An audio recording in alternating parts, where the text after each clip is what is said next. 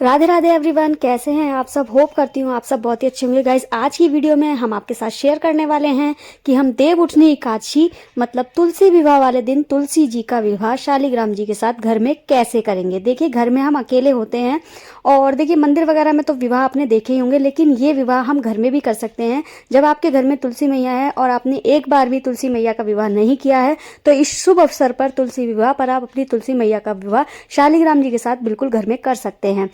देखिए, शालिग्राम जी नहीं है आपके पास तो आप ठाकुर जी ले सकते हैं, अपने घर के लड्डू गोपाल जी को भी ले सकते हैं। अगर लड्डू गोपाल जी भी नहीं है तो आप विष्णु भगवान की तस्वीर या मूर्ति भी ले सकते हैं, तो आप उनके साथ तुलसी जी का विवाह कर सकते हैं, क्योंकि विष्णु जी के ही ये स्वरूप हैं जिनका हम तुलसी जी के साथ विवाह करते हैं। तो इस बार तुलसी विवाह 12 नवंबर 2024 का है और तुलसी विवाह जब भी किया जाता है शाम के समय किया जाता है 4 से 6 बजे के बीच में।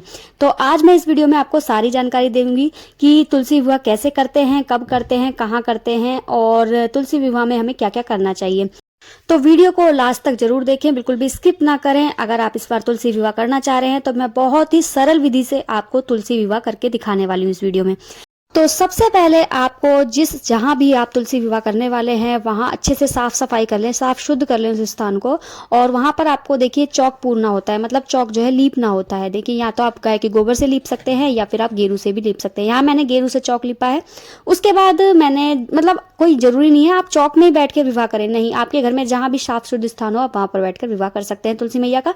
और देखिए, यहाँ पर मैंने चौक लिप लिया है, मतलब गेरू से चौक लिप दिया है। उसके बाद मैंने वहां पर रंगोली भी बना दी है, आप चाहें तो वहाँ रंगोली भी बना सकते हैं। आटे से स्वास्तिक वगैरह बना दें, मतलब अच्छे से सजा दें।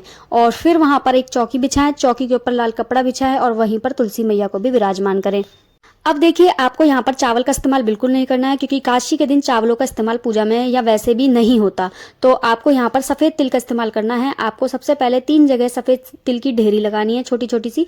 उसके ऊपर आपको गणपति जी की स्थापना करनी है, ठाकुर जी की स्थापना करनी है। अगर शालिग्राम जी हैं तो शालिग्राम जी की स्थापना कर सकते हैं। अगर यहाँ पर आप विष्णु भगवान जी हैं तो विष्णु भगवान की भी स्थापना कर सकते हैं। उसके बाद देखिए, एक जगह आपको कलश की स्थापना करनी है। तो कलश जो है विष्णु मतलब वरुण देवता होते हैं, तो हम यहाँ पर दीप कलश की स्थापना कर रहे हैं।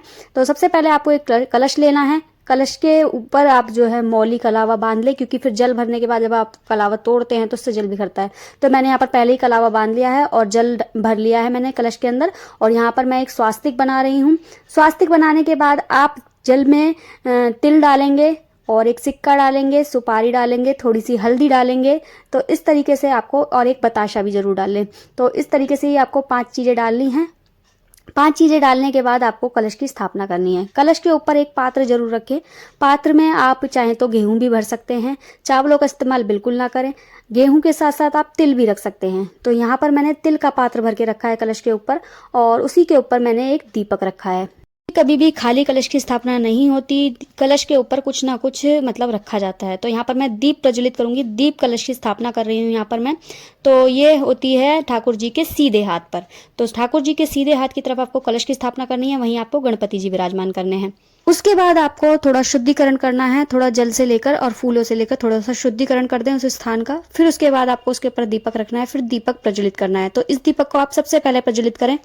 उसी के साथ मैं आपको एक बात और बता देती हूँ। देखिए, अगर आपकी तुलसी मैया पुरानी है, मतलब आप कार्तिक के महीने में नई तुलसी मैया ना लेकर आए घर में, जो आपके घर में तुलसी मैया हो आप उसी का ही विवाह करें। और आपने कभी विवाह नहीं करा है तो एक बार जीवन में आपको तुलसी विवाह जरूर करना चाहिए। जब आप कलश की स्थापना कर लें उसके बाद आपको गणेश जी का तिलक करना है, उनको वस्त्र स्वरूप कलावा समर्पित करना है। अगर आपके पास जनेऊ है तो जनेऊ भी जरूर समर्पित करें। फल फूल जो भी आपके पास है वो सबसे पहले आप गणपति जी को चढ़ाएं। उसके बाद जो है ठाकुर जी का तिलक करें। ठाकुर जी का चंदन से, रोली से अच्छे से तिलक करें, उनको थोड़े से तिल जरूर चढ़ाएं। और फिर उसके बाद आप वस्त्र स्वरूप कलावा समर्पित करें। वैसे तो आपने ठाकुर जी को वस्त्र पहना ही रखे हैं, लेकिन फिर भी आपको मौली कलावा जरूर समर्पित करना चाहिए।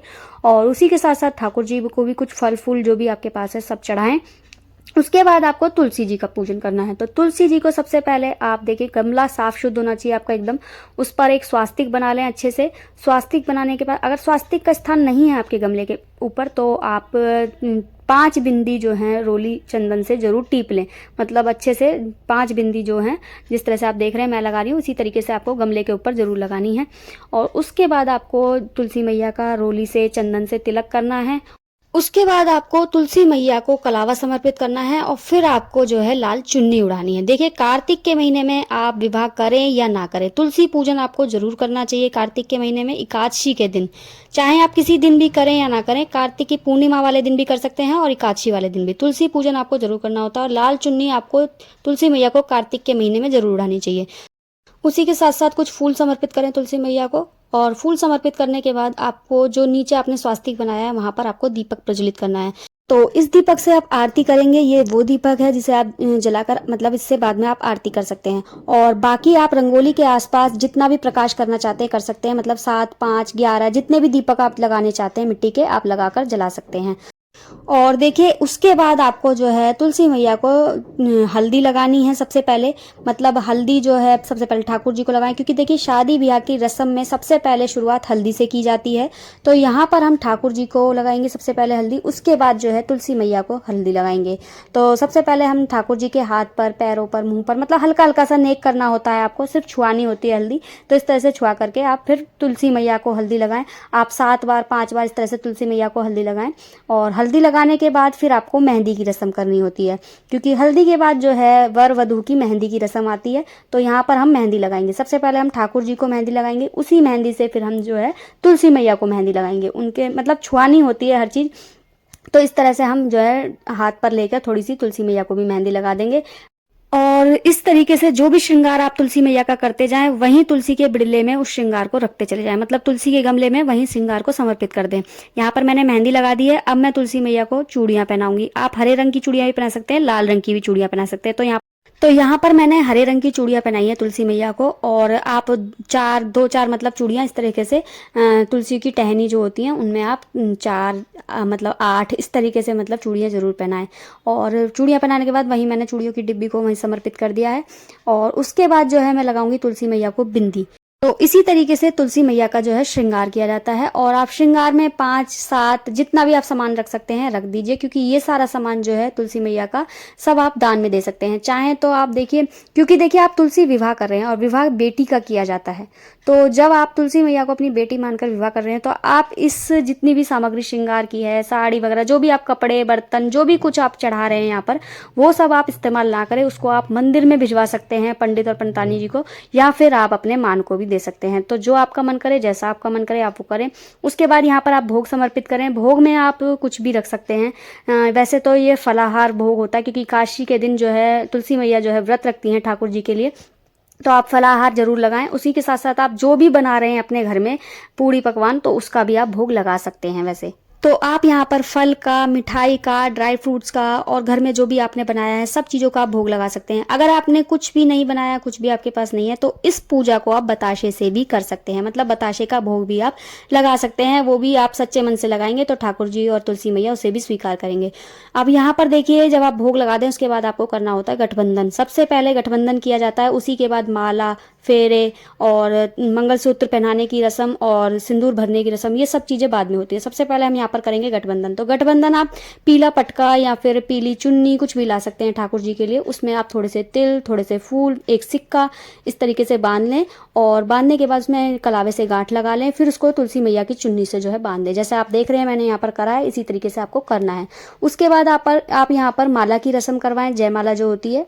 तो अगर एक माला है तो आप एक माला को थोड़ी लंबी कर लें कलावे से, फिर दोनों को आप जो है पहना सकते हैं एक ही माला को।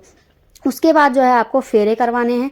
फेरे आप कलावे से करवाएं और घूम घूम के मतलब फेरे कर सकते हैं आप। और या फिर इतना स्थान नहीं है तो आप बैठे बैठे भी मतलब फेरे कर सकते हैं। तो आप 7 फेरे करवाएं कलावे से। उसके बाद आपको जो है सिंदूर की रस्म करनी है। तो सिंदूर आप ठाकुर जी से छुआ करके तुलसी जी की मांग में भर दें और फिर उस सिंदूर को वहीं बिड़ले में रख दें। उसके बाद जो है आपको मंगलसूत्र की रस्म करनी है। चाहे तो आप आर्टिफिशियल मंगलसूत्र भी ला सकते हैं। अगर आर्टिफिशियल मंगलसूत्र नहीं है, बहुत से लोग तो गोल्ड का मंगलसूत्र बनवाते हैं, लेकिन ये पूजा मैं बहुत सरल विधि से बता रही हूँ आपको कि आप घर में कैसे करेंगे। तो आप एक कलावे का मंगलसूत्र भी बनाकर मतलब 7 गांठ लगा दें या 5 गांठ लगा दें। इस तरीके से 7 गांठ लगानी होती है वैसे कलावे में। और फिर उस मंगलसूत्र को ठाकुर जी से छुआकर तुलसी मैया के गले में धारण कर दें।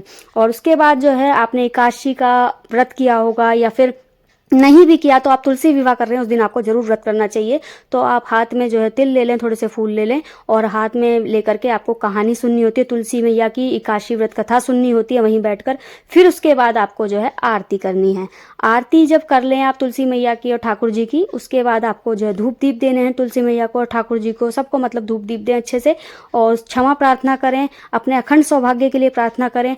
और उसके बाद जो है आप वहीं खड़े खड़े आप 21 परिक्रमा कर सकते हैं ठाकुर जी की और तुलसी मैया की, या फिर आप घूम घूम कर भी परिक्रमा कर सकते हैं। तो इस तरीके से आपको तुलसी विवाह जो है घर में ही संपन्न करना है। तो आपने जीवन में कभी तुलसी विवाह नहीं किया है तो मैं यही कहूंगी इस एकादशी आप तुलसी विवाह जरूर करें और बिल्कुल इसी तरीके से करें। ये पूरा संपूर्ण तुलसी विवाह करके दिखाया है मैंने आपको, और होप करती हूँ आपको आज का वीडियो अच्छा लगा होगा। और अच्छा लगा है तो प्लीज़ वीडियो को लाइक शेयर कमेंट करना बिल्कुल ना भूलें। चैनल को भी जाकर जल्दी जल्दी सब्सक्राइब करें। मिलती हूँ अब आपसे नेक्स्ट वीडियो में किसी अच्छी सी जानकारी पूजा विधि के साथ। तब तक के लिए राधे राधे।